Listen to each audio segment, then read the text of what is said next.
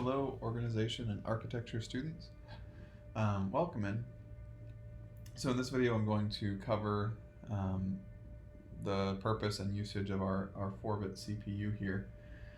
And so I guess to start with, we'll start with the switches, we'll work our way around to all the registers, and then we'll talk about how the program actually runs. So first we have the switch which chooses where are we going to save our result, A or B. And so once we've made that selection, you'll see that whenever the clock goes high here, that selection will be forwarded on to our circuit. All right, so that chooses A or B. So where we're saving a result, the next three switches here are our instruction to our ALU. So when you built your ALU, you built it to do 8 things. Either send a 0, send a 1, send A, send B, send negative A plus B, A and B, A or B, and these are bitwise ands and ors.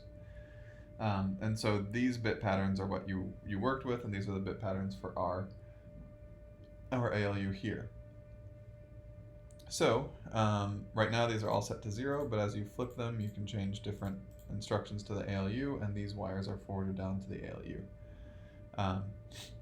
So these instructions get forwarded to our 4-bit register, which is triggered by this clock switch to write the result. This allows us to synchronize our results the way a computer would. Of course, in a computer, these switches would all be flipped between clock pulses. And so the outputs that we have are these little LED displays. And you'll see that if we go 0, 0, 0, 1 for our instruction, this lights up with a 1. And if we go 1, 0, 0, 0, this lights up as an 8, which makes sense because in binary 1, 0, 0, 0 is 8. Okay, so that confirms that this register is working correctly. We're able to send data in and get the data out. All right, so then we look at our ALU. Our ALU will run based on 2 inputs, A and B. Those come from these registers. These are actually 2 temporary 4-bit registers where the B value is stored and the A value is stored respectively, and when this button is pressed, we load them with the current values of A and B. So the purpose of this is just to make sure that we can control the timing of when registers are loaded and when what values the ALU reads from. All right, so once we have an instruction sent to the ALU, let's try 0, 0, 1, which is just send output of 1, then our ALU should light up with the correct output. So in this case, 1 should be your output. If it's not, that indicates there's a problem with your ALU and the way it handles instruction 0, 0, 1. So this is really good for debugging. So this shows our ALU output, and then our ALU out here is the value that we're going to send to our register, whichever one we've indicated here. And when this button write to registers is pressed, the registers will be written to. So here, I guess our first instruction in our program is to set A equal to 0. So let's flip this to 0, and this is 0 indicating A. We'll click our load button. There's no values currently stored, so these are red, that's okay. And we can click the write to registers, and nothing has really changed here except that 0 has now been written to register A. And so these 2 4-bit registers are really your memory. And if we wanted to make this a little bit more involved, we could use your 4-bit RAM or your RAM 4 here, but to keep our CPU simple, we're just going to have 2 registers, and to keep everything 4-bit. So we've set values to 0. Let's move forward and try another instruction. We set a value to 1. Again, this LED display is showing us a 1, which 0, 0, 0, 1 means save to register A, the value 1 from our ALU. So we look at our ALU. We have not loaded in our inputs here, so let's load those. A and B are both 0, so these are now 0. The ALU outputs a 1, this makes sense. And once we push this button to write to registers, the ALU out forwards on through our 4-bit register here, and then we can see that it loads into the correct register, register A, up here.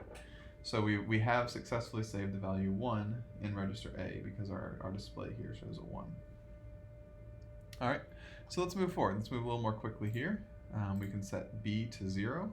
make sure we wait for the instruction to update. We're going to load the registers. We're going to write to the registers, and yep, B stays 0. That's good. Now let's do B equals A plus B. All right, 1, 0, 1. So B, 1, equals A plus B, which is our instruction 1, 0, 1 from the ALU. So B equals A plus B is the instruction 1, 1, 0, 1, which is 8 plus 4 is 12, plus 1 is 13, which is D. So that's why we see a lowercase d here. All right, so this was read incorrectly. The ALU is going to output 1. Let's think about this. Does that make sense? Well, first let's make sure our registers are loaded. Okay, does that make sense? So B is 0, A is 1. What is B going to become? A plus B. 1 plus 0 is 1. This all makes sense. So when we write this, yep, that gets forwarded on. A and B are both 1 now. Cool. So let's run this instruction 4 more times. So to run it 4, or I guess 3 more times. We already ran it once. Yeah, let's run it 3 more times. So we're going to load, and we're going to write. We're going to load, and we're going to write. And you'll notice that B equals A plus B, if A is 1, means that we're incrementing B 1 each time, similar to how you would in a loop. So B equals 4 now. All right, so B equals 4. Let's make sure our other functions work. B equals, let's do a bitwise OR. So B equals A or B, that's instruction F. It's all 1s.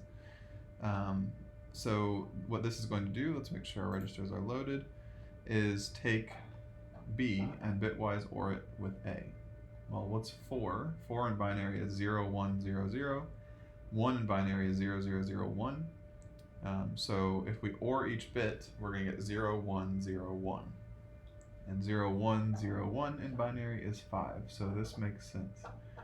We've ORed together our bits here. 0, 0, 0, 1 and 0, 1, 0, 0 gives us 0, 1, 0, 1.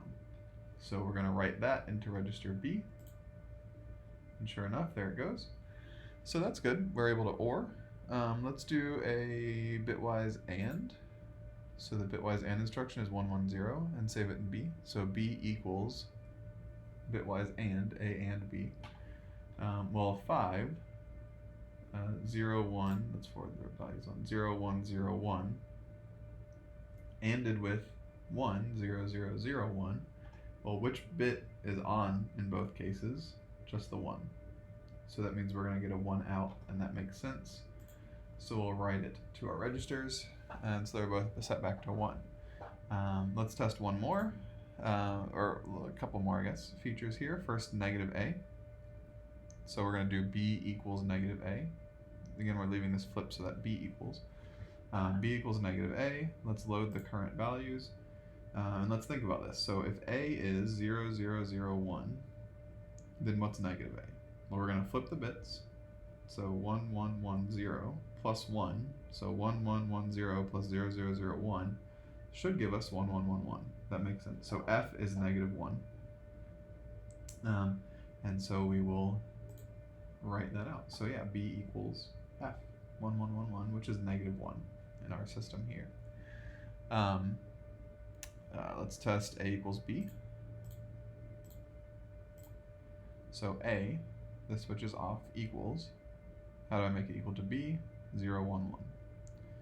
So this means that once we load this up, the value from register B will be saved into register A. So that means both of these will now be F. Cool, look at all those blue lines. So I guess we'll do one last thing, make sure we can invert this. Let's do B equals negative A, which is 1, 0, 0. All right, so B equals negative A. Let's load our registers. Well, if this works, then B and A should both be negative 1, and so inverting them should flip them back to positive 1. And if we look at our numbers after loading our registers here, sure enough, 1 should be the result, and it will be saved to register B. So cool. We now have a fully functional 4-bit CPU. Hopefully that was helpful in understanding the material here, and please let me know if you have questions.